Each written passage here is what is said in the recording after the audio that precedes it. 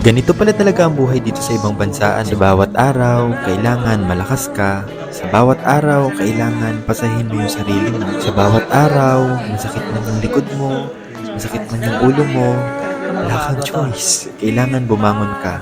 Kailangan pumasok ka. Yung tipong kahit na sumasakit yung likod mo, yung ulo mo, sa bawat umaga, nagigising ka, papunta ng trabaho. Wala. Kailangan patunayan mo na kaya mong tapusin yung kontrata na pinirmahan mo dito. Kala ko nga noon, hindi ko kakayanin eh. Pero eto na yun. Ito na yung totoong laro ng buhay. Laro ng buhay na hindi mo pwedeng basta-basta na lang sukuan. Na bawat araw, kailangan lagi mong 20 batches na lahat.